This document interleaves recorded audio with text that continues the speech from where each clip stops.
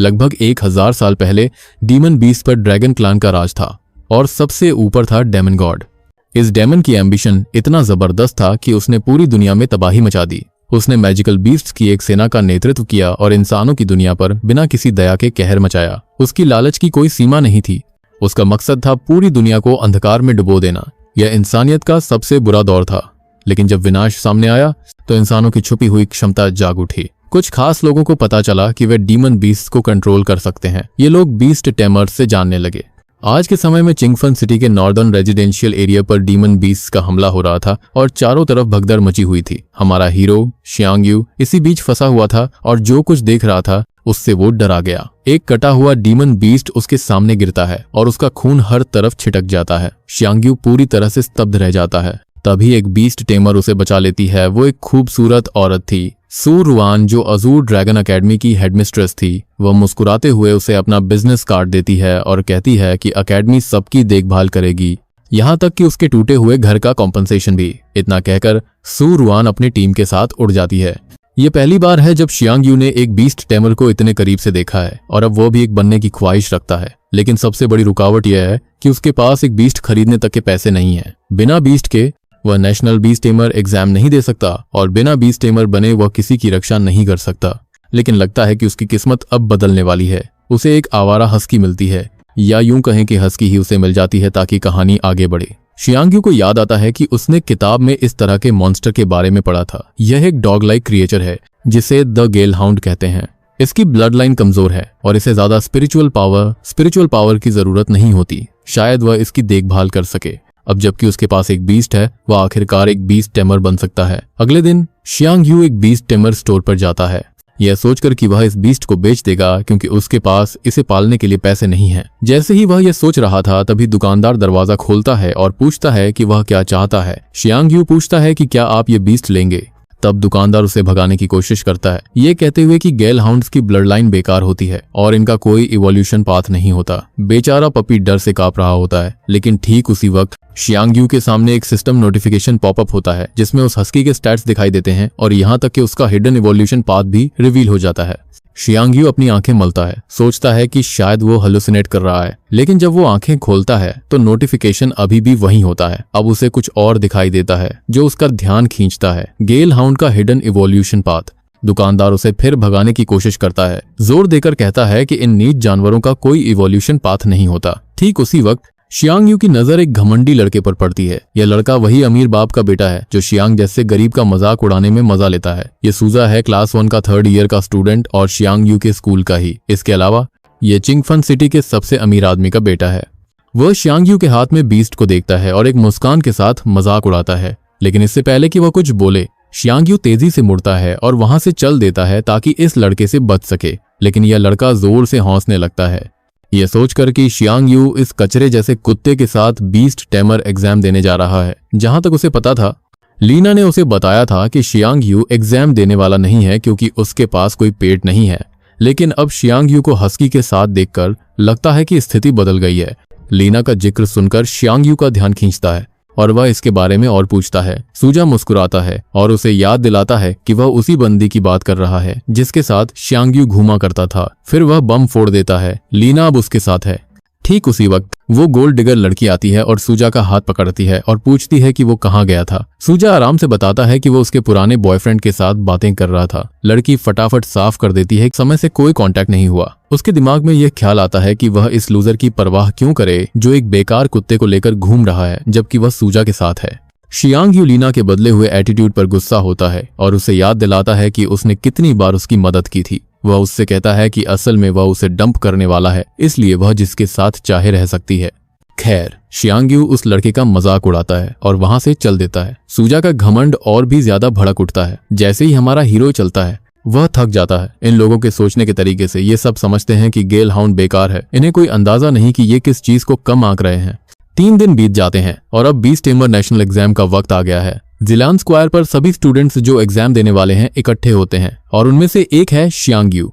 जैसे ही वह आत्मविश्वास से भरकर स्क्वायर से गुजरता है उसे लोगों की चुगली सुनाई देती है। वे सोच रहे हैं कि वह बिना किसी बीस्ट के यह एग्जाम क्यों देने आया है। उसके पास तो पैसे भी नहीं कि वह कोई बीस्ट पाल सके। सबको यकीन है कि वह बस अपना वक्त बर्बाद कर रहा है। शियांग यू अब उस ग्लोब के सामने खड़ा होता है जो उसकी किस्मत तय करेगा।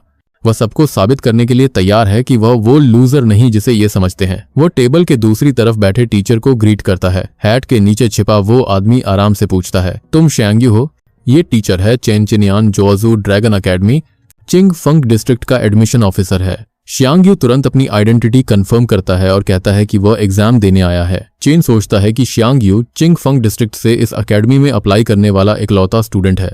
ठीक उसी वक्त वही बदमाश आ धमकता है। उसके चेहरे पर एक शैतानी मुस्कान थी। वह शियांग यू का मजाक उड़ाता है, यहाँ तक कि दावा करता है कि अगर हमारा हीरो किसी तरह पास हो गया तो वह घुटने टेककर उसे डैडी बुलाएगा।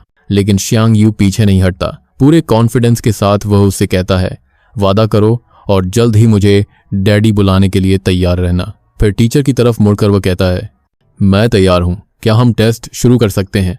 शुरू करने से पहले टीचर उसे याद दिलाता है कि अगर वह इस एग्जाम में फेल हो गया तो वह कभी भी किसी और बीस्ट टैमर अकेडमी में अप्लाई नहीं कर पाएगा। पीछे से सभी हंसते हैं और उन्हें यकीन है कि शियांग यू का कोई चांस नहीं है। तो स्पिरिट एग्जाम का पासिंग स्कोर है 800 और सबको लगता है कि शियांग यू तो कभी भी इतना नहीं ला पाएगा। लेकिन शियांग यू एडिग रहता है। वह अपनी क्षमताओं पर भरोसा रखते हुए टर्म्स स्वीकार करता है। टीचर उसे क्रिस्टल पर हाथ रखने को कहता है। शियांग यू ऐसा करता है और रिजल्ट आता है। और दुख की बात यह है कि उसे सिर्फ 316 पॉइंट्स मिलते हैं।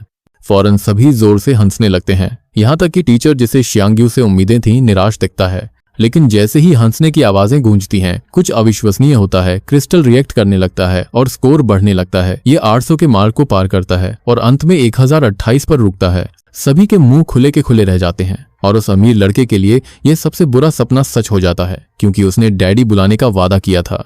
दरअसल स्पिरिट पावर यह तय करता है कि एक बीस्ट टैमर कितने बीस्ट्स के साथ कॉन्ट्रैक्ट कर सकता है। हर 100 पॉइंट्स पर एक बीस्ट। एलेजर 28 का स्कोर मतलब शियांग यू में 10 स्टार बीस्ट मास्टर बनने की क्षमता है। यहाँ तक कि टीचर को भी यकीन नहीं होता कि उसके सामने एक 10 स्टार बीस्ट मास्टर खड़ा है। पिछले कुछ दशकों में ड्रैगन किंगडम में सिर्फ कुछ ही 10 स्टार बीस्ट मास्टर हुए हैं और अब लगता है किंगडम को अपना अगला जीनियस मिल गया है। टीचर बताता है कि शियांग यू का स्पिरिट पावर 1028 है और याद दिलाता है कि पिछले साल एग्जाम देने वाली जीनियस लड़की यिनिंग शुआंग का स्कोर था 1028, यानी शियांग यू उस प्रोडिजी से सिर्फ 2 पॉइंट्स पीछे है। वही गोल्ड डिगर लड़की यह देखकर अपना दिमाग खो देती है। उसे यकीन है कि अगर ये टेस्ट वह पास कर भी गया तो अगला test beast blood line quality test वह कभी पास नहीं कर पाएगा। लेकिन अगले टेस्ट से पहले टीचर को अपने असिस्टेंट से एक नोटिफिकेशन मिलता है कि स्पिरिट पावर मीटर में थोड़ी गड़बड़ी हुई थी। असल में शियांग यू का सही स्कोर है 232, जो यिनिंग शुआंग के 230 से 2 पॉइंट्स ज्यादा है। टीचर इस मालफंक्शन को छुपाने का फैसला करता है और इसे पब्लिक नहीं करता। फिर वह दूसरा टेस्ट शुरू करता है जो beast blood line quality test है। वह शियांग यू से अपना बीस्ट सामने लाने को कहता है। शियांग यू कॉन्फिडेंटली अपने दोस्त को बुलाता है। सभी बेचैनी से इंतजार करते हैं कि शियांग यू के पास किस तरह का बीस्ट है, लेकिन जैसे ही वे देखते हैं कि यह सिर्फ एक गेल हाउंड है, सभी निराश हो जाते हैं। यह ब्लड लाइन क्वालिटी के हिसाब से सबसे निचले दर्जे का बीस्ट माना जाता है, यहाँ तक कि टीचर भी, जिसे उम्मीद थी। देखो, स्पिरिट पावर अलग, लेकिन बीस्ट की ब्लड लाइन क्वालिटी एक बीस्ट टेमर के भविष्य के लिए बेहद अहम होती है और साफ है कि शियांग यू के बीस्ट की ब्लड लाइन क्वालिटी बहुत खराब है।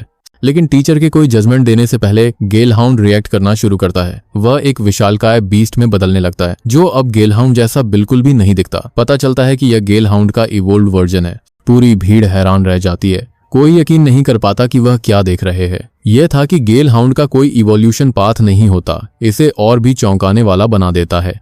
उसी वक्त टीचर बीस्ट के स्टैट्स चेक करता है और एक सिस्टम नोटिफिकेशन पॉपअप होता है। टीचर को पता चलता है कि यह मॉन्स्टर अपने सेकंड स्टेज ऑफ इवोल्यूशन में है, जिसके स्टैट्स, एबिलिटीज और एट्रीब्यूट्स पूरी तरह अलग हैं। टीचर के चेहरे पर एक मुस्कुराहट फैल जाती है। अब साफ है कि उसके सामने खड़ा स्टूडेंट कमजोर नहीं है। एक गर्मजोशी भरी मुस्कान के साथ टीचर शियांग यू को बताता है कि वह एग्जाम पास कर चुका है और अजूर ड्रैगन अकेडमी में ज्वाइन कर सकता है। वही गोल्ड डिगर और उसका बॉयफ्रेंड चुपचाप वहां से निकलने की सोचते हैं ताकि और बेइज्जती न हो, लेकिन शियांग यू इस बदमाश को इतनी आसानी से जाने नहीं देता। वह तुरंत सूजा को उसका वादा याद दिलाता है और कहता है, अब डैडी बुलाओ। बेशक सूजा अपने ईगो को ठेस पहुंचाने वाली कोई बात नहीं कहना चाहता, लेकिन जैसे ही शियांग यू अपने बीस्ट को आदेश देता है, वह बदमाश जल्दी ही नतमस्तक हो जाता है। एक पल में वो मॉन्स्टर अपना बड़ा सा पंजा सूजा के ऊपर रखकर उसे दबोच लेता है और मजबूरी में शियांग यू को डैडी बुलाता है। लेकिन इस बदमाश के घायल ईगो पर नमक छिड़कने के लिए हमारा हीरो उसे कहता है, मुझे तेरे जैसी औलाद नहीं चाहिए, तू बस निकल यहाँ से। सूजा की बेइज्जती देखकर वही गोल्ड डिगर लड़की अचानक अपना रवैया बदल देती है। वह दावा करती है कि उसे हमारे हीरो के लिए फीलिंग्स डेवलप हो गई हैं और वह यकीन दिलाती है कि उनका एक साथ भविष्य हो सकता है। वह चापलूसी करने की कोशिश करती है लेकिन शियांग यू साफ मना कर देता है। वह उसे कहता है, मैंने होल्स का पीछा करना बंद कर दिया है, इस बार मैं अपने गोल को हासिल करने आया हूँ। वह लड़की जमीन पर गिर जाती है, शर्म से धूल छाटते हुए वह अपनी गलतियों के लिए माफी मांगती है, लेकिन उसकी गिड़गिड़ाहट किसी के कानों तक नहीं पहुंचती। वापस जाते हुए Xiang you Azzur dragon academy में एडमिशन की खुशखबरी शेयर करने के लिए उत्साहित है। वह तुरंत अपनी बहन को फोन करता है, लेकिन उसकी खुशनुमा मुस्कान गायब हो जाती है जब वह एक चीखती हुई चिक सुनता है और फोन कट जाता है। चिंगफन सिटी के बाहरी इलाके में फार्मर्स मार्केट में एक मॉन्स्टर तबाही मचा रहा होता है। उसी पल हम एक औरत को देखते हैं। ये शायद शियांग की बहन है जो एक बच्ची को छाती से लगाए हुए है, उसे बचाने की कोशिश कर रही है, लेकिन ठीक उसी वक्त एक मॉन्स्टर उनके ऊपर मंडराने लगता है। शियांग यू वहां पहुंचता है और तुरंत अपनी बहन को ढूंढने के लिए आसपास नजर दौड़ाता है। तभी उसकी नजर एक बड़े बिच्छू पर पड़ती है। इस डरावने पल में एक सिस्टम नोटिफिकेशन उसके सामने पॉपअप होता है जो उसे कुछ स्किल्स दिखाता है जो वह इस्तेमाल कर सकता है। बिना हिचकिचाहट शियांग यस दबाता है, लेकिन चाहे वह कितनी भी कोशिश कर ले कुछ नहीं होता।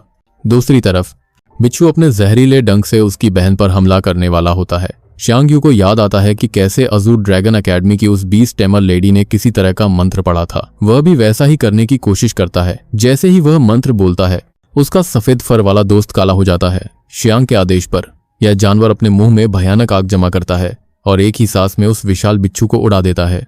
बस ऐसे ही मॉन्स्टर खत्म हो जाता है, लेकिन तभी शियांग को एहसास होता है कि उसकी बहन बिच्छू के बहुत करीब थी। घबराकर वह उसकी तरफ भागता है। दोनों भाई बहन राहत की सांस लेते हैं, यह देखकर कि वे सुरक्षित हैं। मुस्कुराते हुए शियांग खुशी से घोषणा करता है कि वह अजूर ड्रैगन एकेडमी में दाखिला ले चुका है और अब ऑफिशियल तौर पर एक बीस्ट मास्टर है। उसका छोटा फर वाला दोस्त अपने पुराने रूप में वापस आ जाता है और उत्साह से शियांग पर कूदता है। फिर हमारा हीरो अपनी बहन की तरफ मुड़ता है और गर्व से कहता है, मैं अब एक बीस्ट टेमर हूँ और यह छोटा सा दोस्त मेरा बीस्ट है, the hellstorm wolf the black Fang.